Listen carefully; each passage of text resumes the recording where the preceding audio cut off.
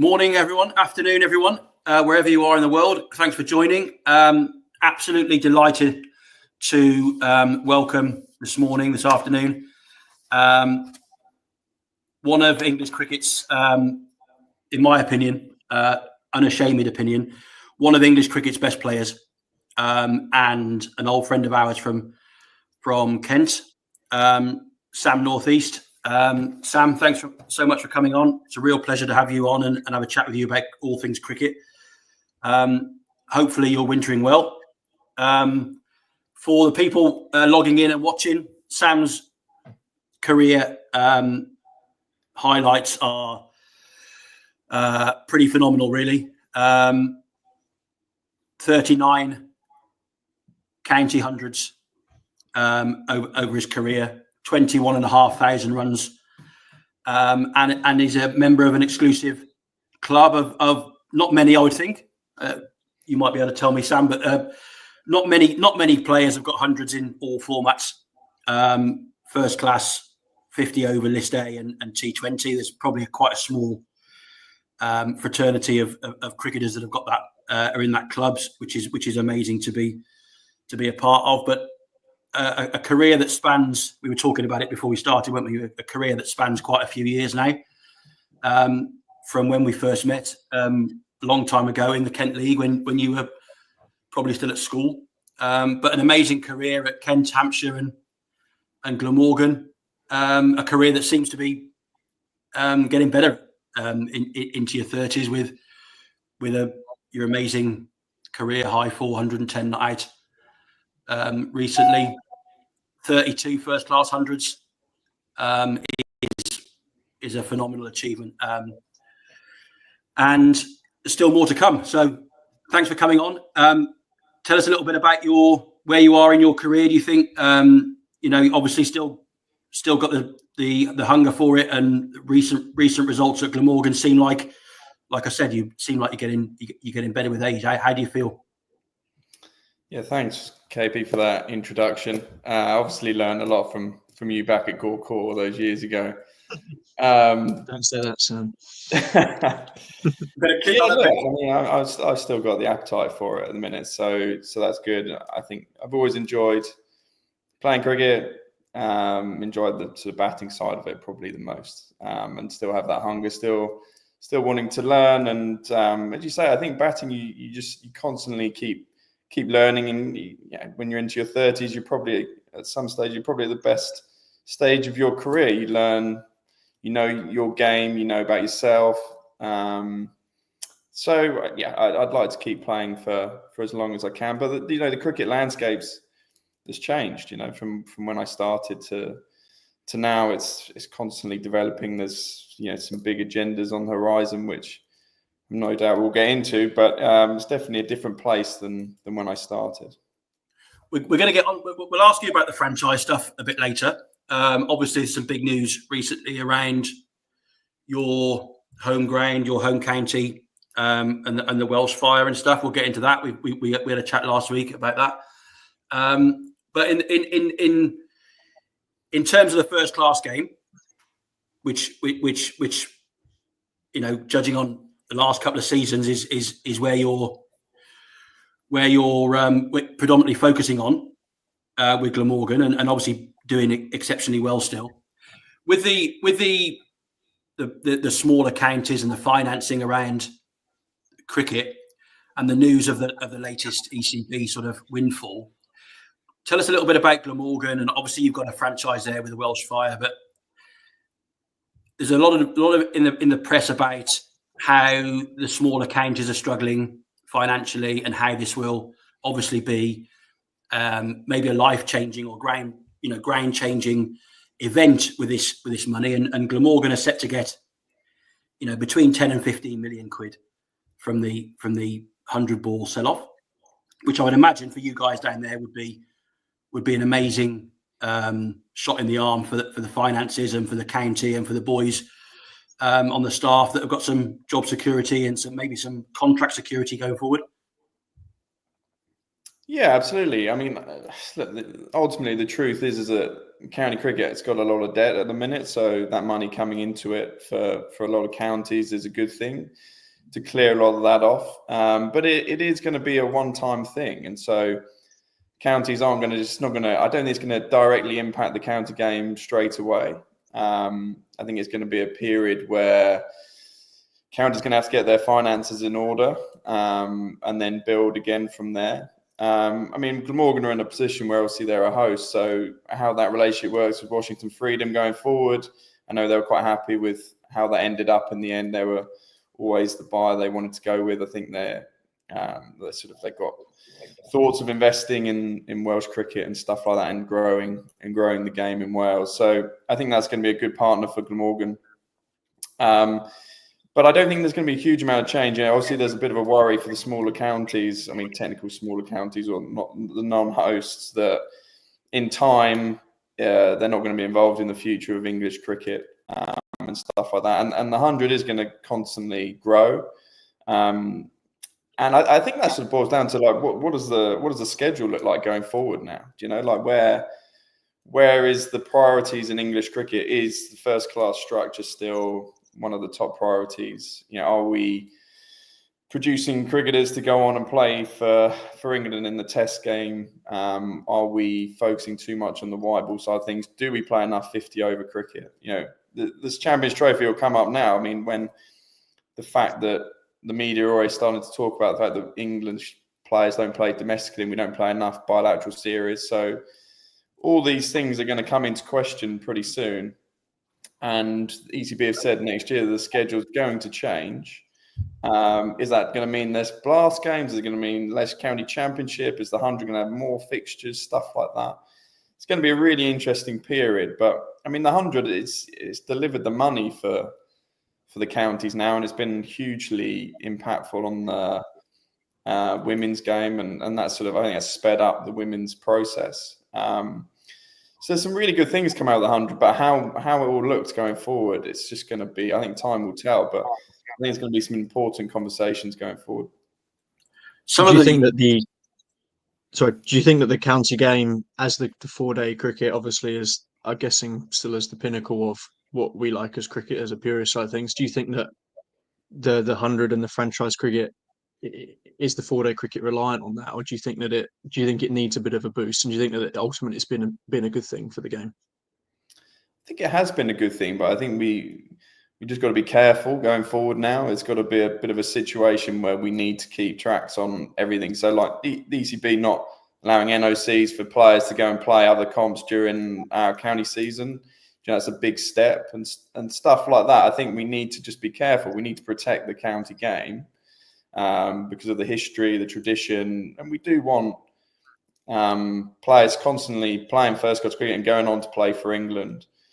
And actually, with the sale of the 100, actually a lot of the money is going back to a recreational game. So hopefully that goes into the right areas where we can get more boys and girls involved in cricket earlier, and then also to maintain them playing to the past 18. We need to make sure the clubs are still producing, and that sort of side of things is really healthy. So it is this pool of money it's good, but if they spend it in the right way, it's going to be great. If they don't, then we're sort of back to square one again, I think. And there's no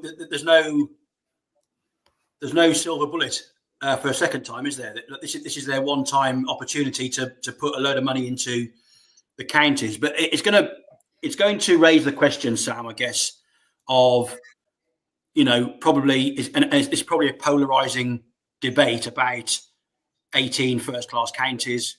Does the game support that? Is it watering down the talent? How do you feel about the Blast against the 100? Like 8 teams in the 100 against 18 in the Blast. Is that why the 100s? I know the Blast is incredibly successful, and the numbers and the revenues is up year on year. But with a franchise model of Big Bash is 10 games, the 100's 8 games, whereas the Blast can be a lot of games. Where do you sit on that one? Do you think we still need to keep the 18 counties in perpetuity in the Blast, or are we inevitably heading towards a more franchise-based T20 domestic competition. What do you think? I think they can both live in the same season, but I do think that the Blast is probably going to shrink at some stage, so either in 3 divisions or however we want to use it. I'm just not sure you can fit everything in, because I think the 100 is ultimately going to grow. I think there will be more franchises added. I think the investors who have put in the money are going to want to see the returns at some stage. So I think that they're going to want more revenues and more games. But I think we have to sort of just bear in mind that I think a lot of other countries would love our county system. We play a lot. It gives a lot of players opportunity. It's got the tradition, it's got the history, and I don't think that we should be sort of talking about getting rid of it at any stage. I think it produces a lot of good players. Sometimes we go away to Australia, we get beaten over there, and then suddenly we have to rip up county cricket. But I think they would quite like to play county cricket. A lot of times you see a lot of the Australians come over, you get a lot of opportunity. And sometimes it can, their model can stifle a lot of players coming through, younger, So I think we need to hold on to it, but there is going to be some change at some stage. And I said that how that looks, I'm not quite sure, but I do see the Blast probably shrinking at some stage. I saw I'm not sure if you saw this morning the press release this morning of Kane Williamson has signed for Middlesex, Okay. which has got to be amazing for the county game. Chris and I were talking last week. We did our first one last week, talking about a current World Test 11 and who would get in it. And we both had Kane Williamson in our team, and I had him as my captain, rightly or wrongly. And to read this morning that he's coming to play at Middlesex in the county championship Division 2. So you're going to come up against him, and Kent are going to come up against him. For us, it obviously is amazing for the game. Last year, Nathan Lyon played for Langston, one of the world's best cricketers. You're clearly right in that county cricket has got a huge draw worldwide still. And if people like Nathan Lyon and Kane Williamson are coming over to play, then that draw still is there, isn't it? It's obvious to see. Yeah, no, it is. I think that just raises the standard. I wasn't against the sort of the Kolpak era. I thought that really raised it. There was probably a situation where some counties went overboard with it, and then some members kicked up a fuss on that. But actually, I think it raised the standard, and actually, the England team benefited in that period. With to when we won 2005 Ashes and sort of under Andy Flower and all that success. I think the county cricket was as good and as strong as possible. And I even wouldn't be against adding another overseas player into the mix, even having 3 if that ever came to it. Just to constantly raise the standard. We've got a lot of players as it is in the English game. So adding some really quality talent to come over and see how these guys perform and act, and I think that can only be good for the game. Looking forward to the county season. How's it looking for you guys at Glamorgan? Have you made some new signings? How are you shaping up down there? Yeah, we're about the same in terms of the squad as last year. We've had Sitha Fernando for the first 7 games, who he came over and bowled really well for Sri Lanka last year. I think he will suit our pitches really well. We attacked stumps. So we're hoping for a big impact from him, and we've just got to keep everyone fit. We don't have we're not blessed with sort of big squads, but we've got to make the most of what we got. So hopefully everyone stays healthy, and the first 7 games are always quite big. If we get off to a bit of a flyer, and then you can adapt from there. And obviously we've got the Kookaburra rounds in the middle, sort of around the Blast and stuff like that. But I think it'll be competitive. Div 2 is a bit of a different beast to Div 1, where you're constantly searching for wins, and pitches change and dynamics change all the time. Whereas I think Div 1, you pretty much know you're going to come on a good pitch, and getting sort of a good draw is not the worst thing in the world. But for us, we're going to be searching for wins, I think. In Division 2, just for people that don't know how it works, when you start the season off, we would all assume as cricketers that you're all searching for promotion. In the smaller counties, is that the case? Do you start off pre-season and over the winter thinking that you can go into Division 1, or are there counties that haven't got the infrastructure or the money or to go in there and actually don't want to? They wouldn't say it publicly, but they don't really want to challenge for the top and obviously set their season up to suit what they actually want, which is probably to stay where they are. Yeah, I don't think anyone sort of necessarily says, "Oh, we don't want to get promoted," but I think you can probably tell from budgets and where the money goes. So if they think that their best chance is in the Blast, then they'll probably throw a little bit more money at that. Marquee signings, getting more bums on seats, stuff like that. That's definitely been a structure for some clubs, but for us, it's very much the first class game. We want to get into Div 1, especially being a host county, or we're the big stadium, if you want to call it. We want to get into Div 1 and stay there. So that's definitely an objective for us moving forward. As I said, the 100 money will help that. I don't quite know how everything's sort of the structure is in terms of our debt, which we got, and when we're paying that off, and how much money we're going to have to pay for the 100 teams and stuff like that. And then we've got a women's side coming as well.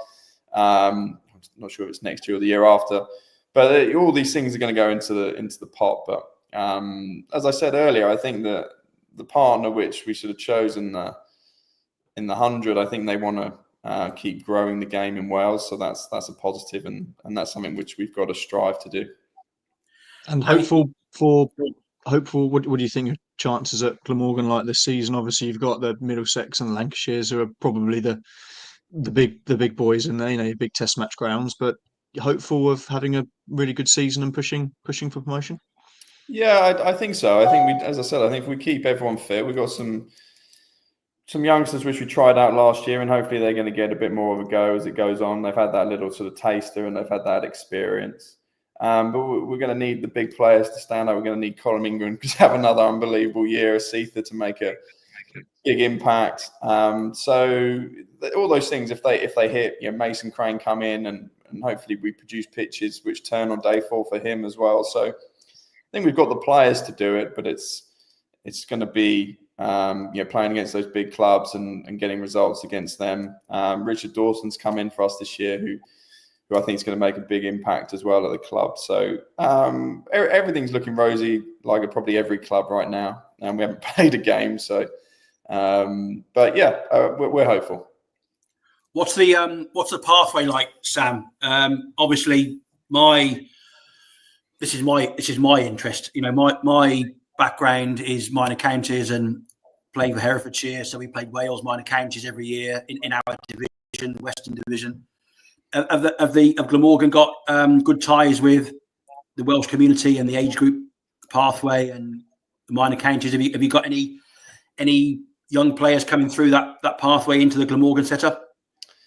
Yeah, absolutely. I mean, I think that our focus is to get that even stronger and even better. We're not blessed like Kent or Yorkshire, where there's so many players to choose from, and like you get a lot of players coming in, and I don't think that's the same. I think still rugby is the sort of national sport there. So hopefully with everything growing, we'll see more kids playing the game and coming through.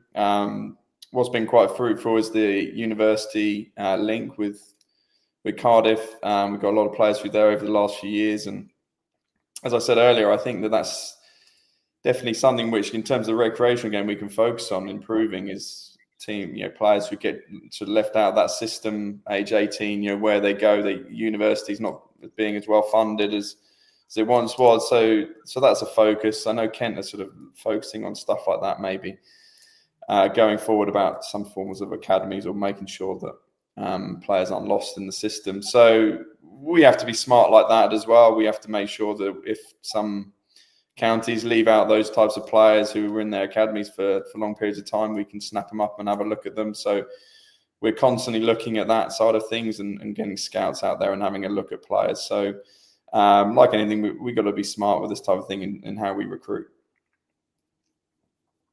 I was interested last year in my MCC with my MCC hat on. We went to Cardiff Uni last year, and the coach there and the guys playing. I didn't know this until I went there, so it was interesting to find out that the Cardiff Uni is the uni to beat now in the Bucks tournament. It has been for a while, So that's obviously they've taken, they've taken the mantle of the Loughboroughs and the Oxfords and the Cambridges, and the results last year that they beat everyone. They're obviously getting the right cricketers to Cardiff Uni, and they're tearing up the Bucks cricket for the last couple of years, and they're building on it for this year. They've got more fixtures, better fixtures. They're playing minor counties more often, so there's clearly something in place there with Cardiff Uni to make sure that there's the best cricketers from wherever coming there for cricket, and obviously that can only help Glamorgan, you'd think, being on the doorstep, if they've got a relationship there where they can give the lads second team games or get them into the whatever the academy games or whatever it is down there. That's got to be good for the local cricket, hasn't it? Yeah, absolutely. I mean, that link is something which is built, and is something which is really important to us. And to be fair, Mark Wallace really encourages our players who just come out of the academy or on rookie contracts to go to university, and we have a good link there. They train at the ground, so they can join in with us, and they can do their university studies. So everything's a really good link. That, I mean, I don't know how that was once formed, but we're really benefiting from that. And as I say, like, they're really strong. We play them obviously, and we get a good look at them probably twice a year. So it's something which we need to keep using. That's a bit of a throwback, isn't it, to the old? Like, I mean, you'd have been playing when the first class counties played Oxford in a pre-season game, and then they've sort of been moved to one side for a while. Is that something you do off your own bat at Glamorgan? Is make sure you play them and organise a game against them, rather than it be put on you by the ECB or whoever it is as a pre-season game? How do you organise that between yourselves? Yeah, I'm not sure how it comes about, but I mean, we'd be stupid not to use it as a fixture and to have people around and people training and getting them involving them in twos games. It's, as I say, it's on our doorstep, and we've got to use that. And it's produced a lot of our players recently, and it's a good program that everyone seems to improve from it. So we get players ready to come in and compete in first class cricket. So they're obviously doing something right there. Obviously, and it must be something that other counties can look at and re-establish that connection with the university, because the university cricket is still happening. It's just not happening in the way it used to be, where it was funded by the MCC or whoever it is. And I'm sure that'll be picked up again at some stage. These things go in cycles, I think. When the money's there, you mentioned it a while ago. I'm going to touch on it. I've got some questions for you in the chat, Sam, which we'll come on to in a minute, around the Champions Trophy. But I wanted to just touch on your journey from being a junior and playing at school and enjoying that journey through school cricket and then age group cricket at Kent. Between 50 and 55 million quid of that ECB money is going to grassroots cricket, and I just want to get your take on it from a grassroots level and the importance of that money finding its way into grassroots cricket at all levels for girls, boys. We don't need to harp on about the state school versus private school thing, but it's important. I think I'm sure you'd agree. It's important that the state school cricket is rejuvenated a bit, because that's falling away, quite dramatically in a lot of schools now, not being able to afford to play cricket. So if the money from the 150 million quid finds its way into all the counties, how important do you think it is that grassroots cricket gets the money and helps state school cricket and helps disability cricket and women's cricket, so that our game is ring fenced and protected for decades to come? Yeah, it's hugely important. As I said, I'm not quite sure how that looks and where exactly the money's going to go, but it has to be enjoyable, and maybe the 100 is the sale for it, for the next group, and to coming through.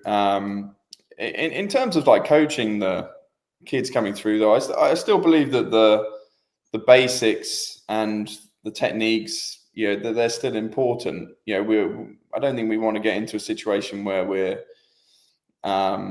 just telling young kids to go out and slog or whatever, or concentrate on the one-day game. Obviously, it's important that it's enjoyable and we get everyone involved and stuff like that. But I think India's a really good model. They got a lot of players who come through. I mean, I sort of talk a lot from the batting side of things, but they got very technically sound players which come through, which can, I think their focus. I mean, my focus was always on the longer format to start with, and then you learn to play white ball cricket as we go along. I still think that's important for young players to have a sound technique and base, and then I think they can adapt as it goes on. I wonder if we're sort of leaning a bit towards the white ball side of things a little bit too early, and then we're losing players with techniques, and we're actually playing a bit of catch up from there onwards.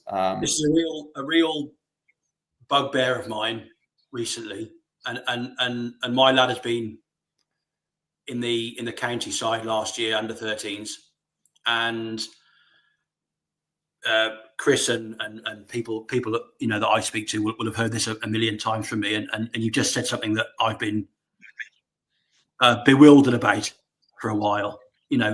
The lads are coming back from age group coaching in the winter, and the coaching every week with batting is first ball you face. The first thought should be to hit it for 6. The second thought would be to hit it for 4. The third thought is, and you can see how it's going, and that I just don't get it. I just don't understand how that's going to make cricketers. We're teaching kids to play in a completely different way to what you just said, and we went through your record, and you're as good a cricketer as there is around in all formats. But you'd probably say, and I would definitely say, having watched you a lot when you were younger, that you're a traditional style cricketer that keeps the ball on the carpet. You've probably developed a game to play blast and that since, but I just can't see how that's developing cricketers, Sam. Telling kids that the first ball they face has got to go for 6. But it's the fundamentals, isn't it? Whereas I imagine that Sam's 2020 game, it's based off good cricket shots, right? You can still hit good cricket shots straight down the ground. I've been to coaching sessions or training sessions where you haven't even taught the 10-year-olds how to play a drive, and it's we'll reverse sweep and we'll get our hands whipping, and it's like, well, surely we can build up to that, right? But you've got to have that foundation of a good solid cricket, and it annoys me because I appreciate that reverse sweeps and scoops are part of the game, and that's what kids want to do. But where's the building it up from the base and starting from there, if that makes sense?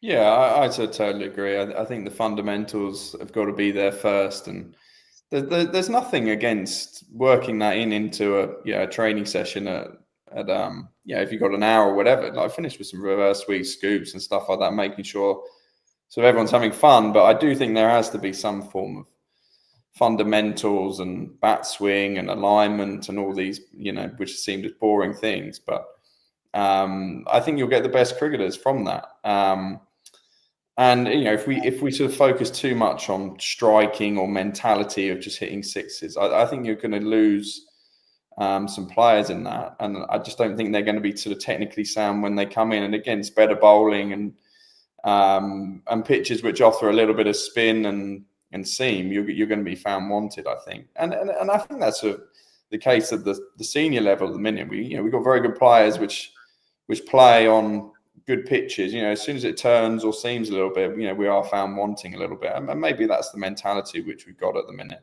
But there's still the quality players, the Joe Roots, Harry Brooks, they find a way on any surface. And I think, as we keep going back to the India model, these guys have got great techniques, and then they can expand when they want to. And if they come up on, something which is turning or seaming, they can adapt because they've got those fundamentals. If you don't have the fundamentals, you might be able to play on really good flat pitches, but can you adapt your game when it gets tough? And that's the question which I think we need to ask in a minute. When Sam, do you think, first and foremost, guys, if you have any questions in the chat, please ask away. We've got Sam on today. He's got obviously a lot of knowledge and more than myself and Carl, but any questions for any of us, please feel free to ask away. But Sam, interesting talking about coaching, obviously, and I don't mean to be rude at all, but 35, I assume you've started to think about life after playing. Is coaching something that you would want to get into, or do you think that you would want to move away from it?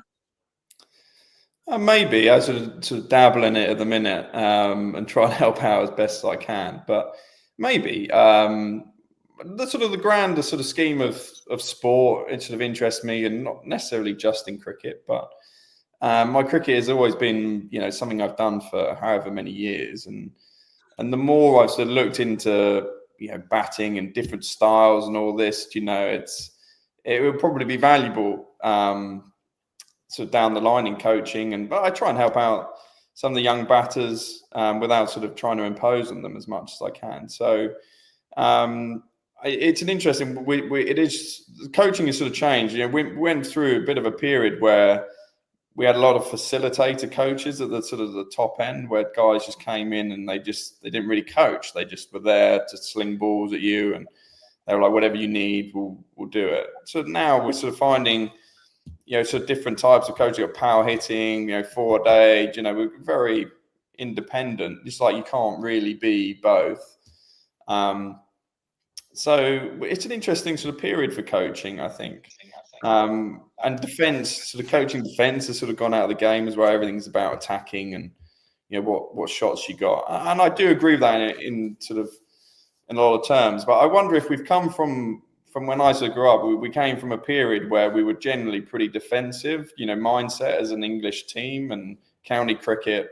Now we're sort of on the sort of opposite end now. Now we're Bazball. We're like, right, we're fully go, constantly looking to score. Can we find a bit of a middle ground? I always say, for us, we don't want to be defensive. We want to play against the best bowlers. We want to find ways to score. But, can we get through those tough times? Have you got a good enough defense against the best bowlers? So I think there might be a case where we regress to the medium a bit. I always find that Bazball is, the primary. It's easy in Pakistan or over here when the pitch is a bit flatter. But like you go to India in that Test series, and I think it's the biggest cop out in cricket. It's just how we play. We're trying to be positive. Well, the definition of insanity is doing the same thing over and over again and expecting a different result. But surely you have to be able to tailor your tactics or your game plan to suit the situation, right? And people coming off and just saying, well, I was, having a massive slog at something, so I'm trying to put the emphasis on the bowling and getting out. It just seems like such a cop out, and it's a shame. And ultimately, it's a results driven base. People love Bazball because we're winning games and it's entertaining. We go and lose 5-0 in the Ashes next winter. We lose 4-0 at home to India this summer. People won't be quite so in love with Bazball then. So it's a results driven business, isn't it? But I just find it such a cop out sometimes when people just almost chuck the towel in because they're just trying to be positive. Yeah, no, I agree. I mean, still, runs and wickets are still the currency everyone goes by, isn't it, really? And Joe Root's still the best batter in the world because that's what he does, day in, day out. And, and Bazball's been good for him at times, He's definitely improved his game. And there are definitely elements of Bazball which I think we can all take forward. I wonder if it's more for guys like sort of me, Bazball, where we sort of grew up, where we were a bit boring and dull, and we're like, right, we need to accelerate our games and be more expansive. For the modern player now, that's how they play. So I wonder if there's a bit more old school coaching which might be needed for them. It's almost a role reversal, isn't it? From the, I remember when I started, or way before you, Sam, and you just said that it's almost the same for you. When you started, you started learning and coaching and playing in the traditional way of, making sure you didn't give your wicket away and making sure that you saw the first few balls and got a feel for the innings and then progressed through the innings towards the end. Whereas now it's almost the opposite of, these age group squads are telling lads to hit 6s and 4s from the first ball, and then later in their career, they're going to learn. They're going to learn some sort of defence at some stage, which they're not being taught now. Clearly, in any of these sessions, they don't do a session now in the county age group on, blocking out a maiden, to save the game in a draw. Or they just don't do it. They do power hitting and all this sort of, great shots to watch, scoops and reverse scoops and whatever. But there doesn't seem to be any focus or any training on the longer format of the game. So how are we preparing these lads and girls to play 3-day, 4-day, 5-day matches? Lots of these kids are going to be out of the equation, aren't they? Surely, for progress into the Division 2, like your kids at Glamorgan, how are they going to come in to play 3 or 4-day cricket for Glamorgan if they've been coached as a kid is to hit bombs? I don't know. Well, one of the questions in the chat is from Shannon Patricia. Sam, is what are your views on the current English setup?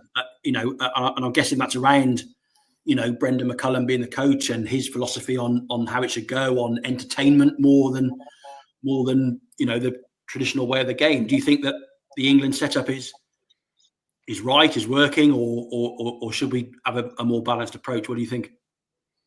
Yeah, I think that what was needed was a bit of a change so from the last regime, it was like, well, we need to change that. And it was a bit stagnant and it was a bit negative. And when sort of Baz came in, it was a breath of like fresh air, wasn't it? And you don't want players with fear of failure, and you do want them to see how good they can be.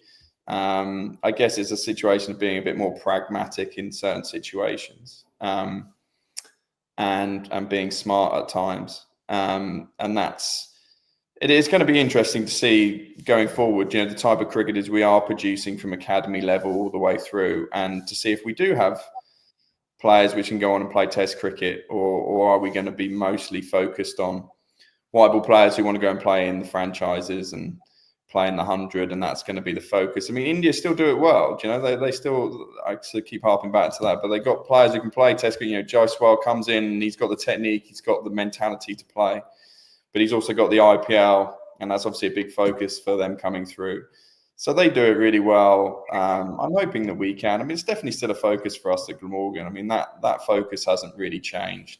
We want the mentality to produce players which can play all formats, and it would be boring if we just played just franchise or just 4-day cricket. I think the fact that we've got the balance of all formats is really nice. And ultimately, maybe they're going to go and choose one format or the other. It is really tough to be excellent at all three, sort of versions of the game. I think that's a pretty tough ask. And there's only a few guys across the world who can do it, very well. Even Joe Root, to a certain degree, has been left out of the England T20 now. So, and he's still a very good T20 player. So maybe you just find your way into certain formats as that goes on. But I think the starting point is that you do want to be a sort of a multi-format player. Because ultimately, that's where the money is, right? Professional sport. There's a lot of talk always about footballers moving to Saudi Arabia because the money compared to what I assume your average county cricketer is earning is far-reaching, right? But you're in a sport where, James Vince, we touched on it last week. He's obviously got white ball only now, but in a career and he's probably in the last decade, probably if you were to name the 3 biggest, best, most influential county championship players, James Vince would probably be in the mix. So he's probably earning more than most. And, you're in a career where you're retired by 40 at the absolute, unless you're a freak, someone like Steve-O. Why wouldn't you want to go to South Africa, probably earn triple the money that you earn for a whole season in the county championship, and probably train less, have a better quality of life, and ultimately looking after your family going forward, isn't it? So there's got to be that mix of somewhere in the middle, because you can't blame guys for going to do it, because it's, from a quality of life and career, it makes total sense, doesn't it? Yeah, and I don't think we necessarily need to worry about the Vincies, going and playing that. He's had his time, and the fact that if that's his decision, and he's probably been not given the nudge by England, but he understands where he is in his career. If we start losing players like Jacob Bethel to franchise cricket and he doesn't play Test cricket, then we've got to start really looking at what's going on. The fact that he'll probably get a central contract and play in all formats, I'm sure he's not doing too bad. So I think the fact that if we lose players like Vincey or guys who've had a good crack at Test cricket, and the County Championship's going to be, it's going to be worse without him. But at the same time, he's given a lot to the game. He's given a lot to English cricket. So I think we can say, well, that's fine. And he's probably one or two players like him. We might lose every year, but the same token is that if we start losing our younger players to franchise cricket at a really early age, and they don't develop the 4-day skills, then we really need to start thinking about what's going on, where is English cricket going, and the amount of money involved in that. But becoming an English Test cricketer is still pretty well paid, I'd say. I think the problem I have with it is for someone like Jacob Bethel, perfect example where hasn't really ever done it in county cricket. I think that having that stepping stone up, and you're probably a prime example of someone who's often been talked about to maybe make the next step up, and someone like James Hildreth or Jacob Bethel, no first class 100, averaging 20, I think, and chucking him in at 3, and ultimately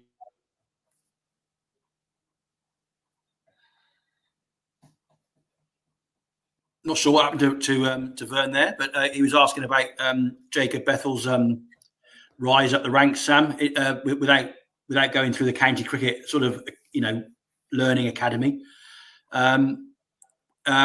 He's obviously a bright talent, and they've obviously fast tracked him because going back to the lady's question from the chat, the English setup is to identify these cricketers, I guess, that regardless of their county career or regardless of whether they've got runs in Division 2 and Division 1, that they're obviously good enough in the selector's eyes and McCullum's eyes that they obviously fit the brand of cricket they want to play, and they're going to get them in regardless. A little bit like Zach has been given the time and the reassurance to press on with his career regardless of what he's doing in other forms. So that's obviously how they're set up. Is it the English setup is like that now? They're identifying players they want to fit into their system rather than going out to the counties and watching, days and days of cricket to pick a team from. Yeah, it does seem that way. I mean, we've heard about Jacob Bethels for a number of years, about him being the outstanding talent coming through, and sort of along with Joe Root and Brooke and these guys sort of being the next guy on that list. So I'm sort of not against that fact of him sort of getting that sort of opportunity for England, but I still think that he can learn a lot from playing county cricket. I still think that's a really good learning experience for him, and playing a season there, and that has probably been a really good experience for him. And like I said, when we come into county cricket, we don't nail it straight away, or we do, and then we come back down to earth, and you have to go through those highs and lows. But I think county cricket is still a good learning experience. Yeah, and the fact that if that's what the selectors want to do, they want to pick him before he's gone and done it. They obviously see really good talent. Then that's fine by me. But I still think he could learn a lot from playing county cricket, and the guys who are, I guess, playing all around the world. I think that a bit of time playing county cricket could benefit them all. But do you think that will put kids off, or people coming through off playing the longer format more? Ultimately, look, playing Test cricket is where everyone wants to be. But do you think that people will just come through and say, "Well, I'll just go and play the white ball and the franchise stuff. If I'm good enough, they're going to pick me anyway. I don't have to go and do my 3 years in the county championship, take 100 wickets, stand in the cold, and not earn as much money. If I go and whack it around in South Africa or in the IPL, they're going to pick me anyway." So do you think that longer term that could have a negative impact on people wanting to put the graft in 4-day cricket as well? I don't think so. I still think that the selectors will look at that, and it might take longer for say a Sam Cook to get recognition, but I think he'll be now. He's gone on the Lions, and I think he's impressed out there, and I still think there is a way through county performances. It might take a little bit longer. I mean, if you're the sort of up and coming and they like what you do, and you go and play on a franchise in front of big crowds, you might get there a little bit earlier, maybe. But I still think there's a route through county performances. I think Div 1's still a very good standard of cricket, you go and get 100 at the Oval against that attack with Worrell, Currans and Roach and these guys, I think that stands you in pretty good stead as well. We've got a lot of questions in the chat, Sam, about the Champions Trophy. Yep. Obviously, is on everyone's mind this week. What do you think? Who do you think are the likely favourites? And most importantly, in the chat is how do you think England will get on playing in Pakistan conditions with the setup of the team we've got? Are you hopeful for us having a good tournament? What do you think? Yeah, look, I think there's a lot of good sides. It's missing a little bit of star sort of power with Bumrah out and Cummins, Hazelwood, but there's still loads of good players. I think actually will benefit England going to Pakistan, and I know they're jumping around venues a little bit, but I think it'll be flatter than India. There'll be less turn, so I think that'll suit England's sort of style of play, where they want to get big runs on the board and with a bit of pace through the middle. So and Dubai is the same. I think if they do get to the final, I sort of having played out there, it's not absolute sort of turners. So I think England, they've got the sort of the players. Have they played enough 50-over cricket recently? Probably not. Guys don't play domestic. They don't play bilateral series as much. So that's on everyone's mind at the minute, I guess. India are obvious favourites, aren't they? I mean, the depth is huge, but like in the T20 final against Africa, Bumrah is just such a huge player. He just gets them out of holes if they do get in a hole.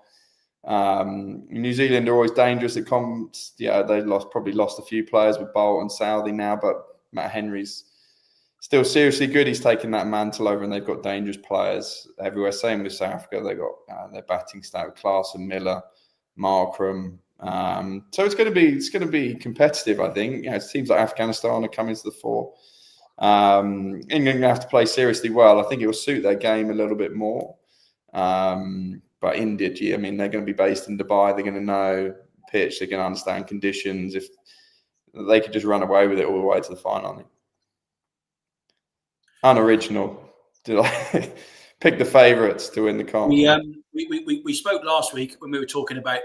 We touched on the Champions Trophy in the chat questions, and I think it was actually Chris that said, that India have obviously benefited from the IPL being the first and the biggest tournament, and it's taught their players to come through and deal with big moments and big matches and the pressure and what have you, and it almost feels like their second string, white ball team could take part in any of these tournaments and do well. So obviously Bumrah would be in anyone's fancy team or anyone's starting at World 11, but he's not going to be there. But the strength in depth, you're obviously agreeing and fancying them to win.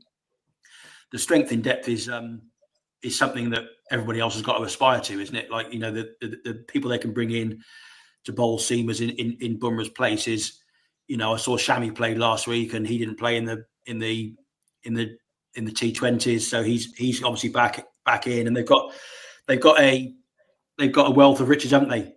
That they can call on for the tournament, and as you say, probably rightly favourites along with Australia, I guess. The chat said Australia, England, or India, the favourites, and obviously they will be Australia and India, probably the two standout teams, aren't they?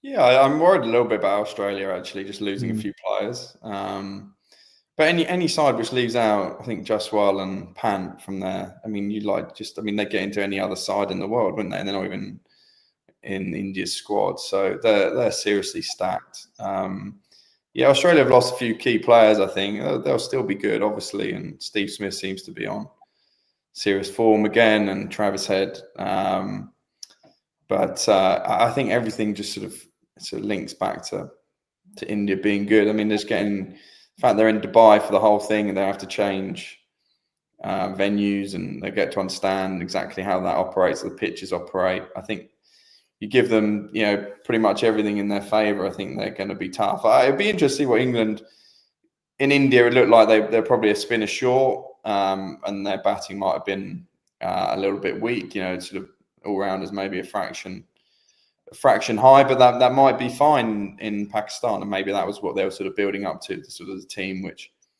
is going to play the first Champions Trophy game. So maybe that's the sort of thinking there. But yeah, I mean, they've got pace, haven't they? If it's some quick decks, it's probably Pakistan, probably just very true wickets. If they got quick, they've got some pace. Wood and Archer, facing them on a quick deck is not going to be much fun for people. I just worry that and I think it was touched on in the chat actually by Sumi. Is it Samithja? Samithja just saying England's low order. I just worry that resting on Overton and Livingston almost as your fifth bowler. I just think we're a little bit light in that, as you said, genuine all-rounder position, and the wickets will be flat, and it's fine. I just don't see Jamie Overton being a number 7 in a one-day kit for England. That's all, and that's my worry. Obviously, you probably have played with him and you know him, and know he's obviously a good cricketer. But I just think we're just lacking a bit of depth from batting and bowling perspective, relying on sort of him and I think Livingston's great coming in at 7 or 8, and his record is very good. But relying on him at 6 is probably a spot too high for me. Yeah, that's probably a fair enough conclusion. Maybe that's what they've learned from that tour. Maybe that's what they really wanted to start out with for the Champions Trophy. Maybe they've learned that actually that might not be a situation. We've got our balance wrong, and we're going to have to change that. But like anything, our big players are going to have great tournaments. And Harry Brook in Pakistan's like ridiculous stats, and Joe Root will come. He's coming back into the ODI side, and I'm sure he'll do well. And Duckett's a man sort of rejuvenated, and he looks like a seriously player. So, and if Archer comes good, and Adil She's probably one of the best spinners in the world, we've still got pieces there, and they're going to all have to have good comps. As you said, like maybe the balance isn't quite right at the minute, and they'll have to sort of draw on that. I forgot about Joss. I mean, you got one of the best ODI batters in the world, So I want to ask you, Sam, about a question that might be a bit close to the knuckle than any of the rest. But I wouldn't want to let you go without asking the question. The English setup question we had from the chat about the way that the England setup is now. As I mentioned in the intro, unashamedly, I've been a huge fan of yours since you came to, as a kid to play in league cricket, and I've followed your career obviously ever since, and you've had an unbelievably good career. But it feels to me like some people's face doesn't fit, and if it doesn't fit, you're never going to get a go, no matter what your stats are like. And we were talking last week. I'm not going to actually embarrass you by asking you about your own, which I think is relevant. But we were saying, like, Chris brought it up last week. Neither of us can understand how someone like Liam Dawson hasn't played more cricket, because we've just been to India and we've got annihilated pretty much over the two series. We seem to have the wrong setup of a team. We seem to have the wrong balance of a team, and people like him, I just find it bewildering that people like him haven't played for England, especially in subcontinent tours. And I'm glad that England aren't playing in Dubai, because I think our chances would go down quite a lot if we were based in Dubai with those sort of slow, low, turny pitches. But I don't expect you to answer this actually, but you might be able to skirt around it. But is that how it feels in the county structure, that if your face doesn't fit, you're not going to get a chance regardless of how well you do? Yeah, well, I think it changes from regime to regime, doesn't it? I mean, selectors like certain types of players, and they have their mindset on how they want to play the game and that type of thing. I'll comment on Dorse a little bit, if that helps. Is that I think that we shouldn't forget someone like him, because probably 5 years ago, was Dorse ready to play for England? Probably not. He tried out, and he's still learning his game, especially in the longer format. But now he's probably as good a cricketer as he's ever been. And we probably look at that and go, oh, his time's gone from playing for England. but actually, he's at his peak of his powers, So, and we have to forget his record when he did play for England previously, because he's not the player he is now. He's developed, and this is the whole point of county cricket and all the debates floating around that and blast, and he's these tournaments good enough. But yeah, he's gone away and he's played in these franchise comps. He's doing well in those, and he's doing well, and he's honed his skill over a period of time to probably become the best cricketer, human being, personality he is now. And it might have taken him longer than others to realise his game. So I think, and ages are, guys are fitter for longer, So I don't think we should forget players like Dorse, who, he's probably 34, 35 now, because he's probably at the peak of his powers. I would have, I'm never going to be a selector, and nor is Chris, but, we said last week, he would have been one of the first names on my touring party for this last series. His batting stats are good. His T20 stats are great. Franchise stats are great. He's bowling and batting, as you said, better than ever, and certainly better than anybody we're taking on these tours. I just don't get it, and I'm gonna have to get used to that fact and learn to deal with it. But I just don't understand why he hasn't got more of a game. But do you think, moving on to another question from the chat, do you think that the players that aren't going to the Champions Trophy is because of the schedule and the amount of games and country associations, Cricket Australia and the ECB saying to certain players that the Champions Trophy is a little bit down the rung of important competitions, and you're missing that? Is that? Do you think that's how it works?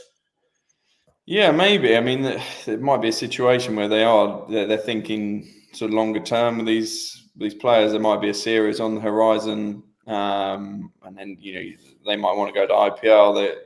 You've got to keep everyone happy, I guess, is the situation. So yeah, I mean, Cricket Australia leaving out sort of Hazelwood and Cummins and go, but yeah, they played a lot of cricket recently. Can't play everything. We'd love you to play everything. This might not be a huge priority. I could see that for sure.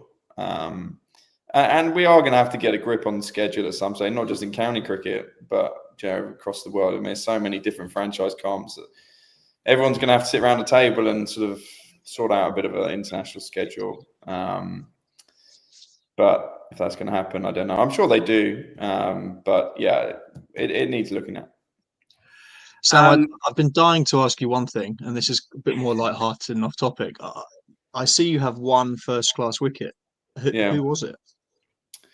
It was Chris Dent at Cheltenham, actually. Not the worst person, not the worst. Yeah, I'll take it. Yeah, caught and bowled somehow. I think it was a bit of declaration stuff, so I'm not sure. I mean, I saw sort of a thing going around on Twitter that I go out to Ben Duckett at that Beckenham game the other day. That just keeps coming up, and try to slog him into the Crystal Palace football training ground, and it was. But that was when you have to shake hands at 5, and it was like 3 o'clock, and everyone's just already checked out by then. That's never county cricket's finest moments. Those like hours where you're just waiting for 5 o'clock. It's still people watching at that period. You think, God, just seriously, this is not good for anyone. But yeah, so one wicket. Yeah, at least I've got one. Yeah, I'm quite happy with that. Sam, we've kept you for nearly an hour, and like I said before, we're incredibly grateful for you giving up your time for this. One for Chris to leave him with, to ponder on for the week. But you are in possession of a Kent League fifer. I was there, and Chris is still searching for his as a self-confessed week in, week out all rounder. Opened the bowling for the last few years, and still looking for a Kent League fifer, which Sam Northeast has got one. Bowling leggies, I think, if I remember rightly, Sam. Yeah, I used to bowl leggies, and then I grew, and I just couldn't land them. So then, I tried for years and years to do some sort of bowling. And Ken sort of every pre-season just used to get bowled into the ground when I was young. But I think when I used to bowl at like Kesey and Steve-O, they just used to like smack me out of the park and be like, this is complete rubbish. So, and they were right. It was complete nonsense and complete rubbish. So I quickly just concentrated on my batting. I think that was probably the most sensible thing. I interrupted you before, Chris. What were you going to say? I was going to say, look, obviously, I just wanted to ask Sam what, obviously look at the 400 would be looking at the numbers, right? But is there one thing in your career that stands out as the moment you think that was it, or that's my favorite moment, or making your debut or the 400? Is there one thing that you look back and think that was the best moment, or that was the most standout moment for me? I think it was probably Lords last year, actually. It was when broke Gucci's record at Lords, and to have the highest score at Lords, just think about the history and the tradition which has come through that place, and such a special moment. I actually think it's probably the best I've played for a long time as well. To get 335 there, I mean, that's if that can sort of just hold on for quite a while I'm still playing and tell my grandkids about that'd be nice. That was a special moment last year. It's such a special place to walk through that sort of long room, and having achieved that last year was all the time and effort and the coaches who've thrown me balls over the years. You just think, that's sort of pretty much worth it, I think. And is that your favorite place to play, or outgrounds, or? I think from a traditional and historic point of view, I never used to score runs there, so I used to sort of just not like it as much. I used to just find you just love the places where you score runs. Yeah. I mean, Grace Road being, I always enjoy going there. I know the grounds was just retired, but he always produces belters up there, and weirdly got a good record at Chelmsford as well. So places like that, but it's I think sort of homing back to that day was pretty special.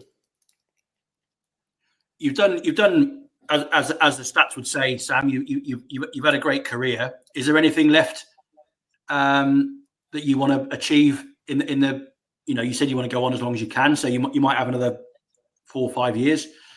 Is there anything left that you want to achieve in the game? Mentioned promotion to play in Division 1 again. Obviously you played in Division 1 before. Is that something you want to do with Glamorgan? What's your towards the end of your career? What are the things that you want to make sure you tick off before you finish?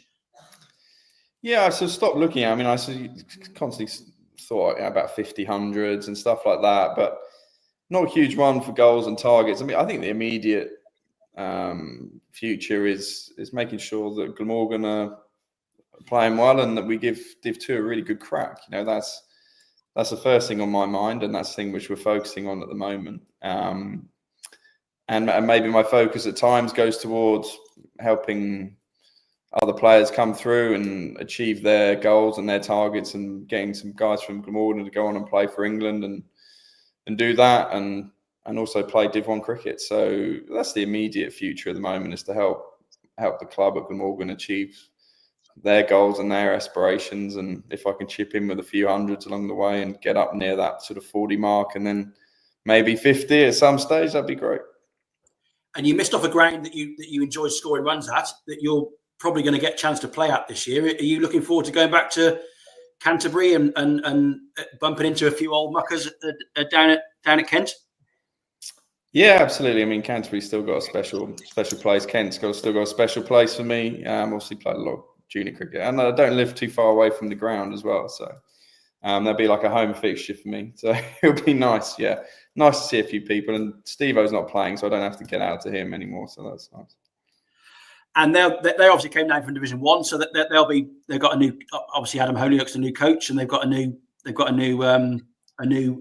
Broom down there, so they'll be looking to get back up. So the second division actually shapes up quite interestingly, doesn't it? With some good fixtures this year. So I'm sure you'll be looking forward to getting stuck into that in, well, what is it, 4 or 5 weeks time now, isn't it? 6 weeks time it starts, doesn't it? 1st of April or something, or.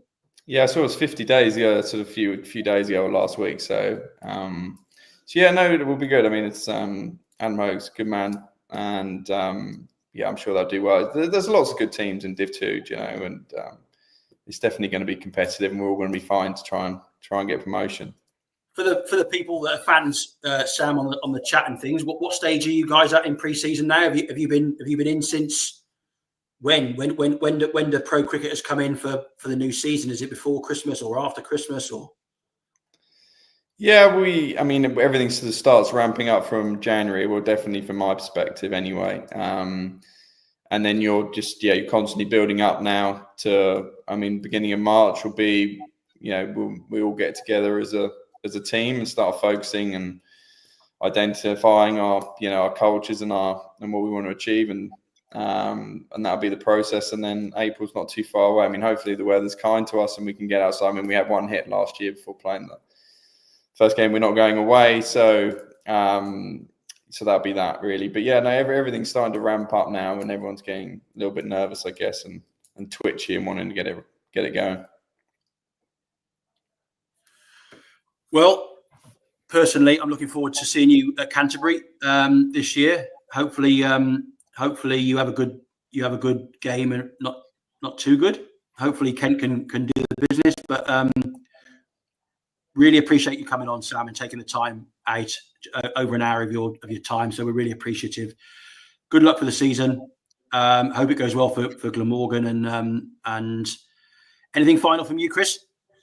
No, I just think it's great to, I'm a bit of the old school sort of Badger ilk, I guess, and it's nice to not always be chatting 2020 and IPL and 100. It's nice to have a bit of more of a county cricket, and that's what we enjoy doing. So no, it's just great to catch up, Sam. We've played against each other a little bit, but not as much as you obviously know KP. But no, just brilliant to have you on, and yeah, maybe we'll be able to get you on again soon.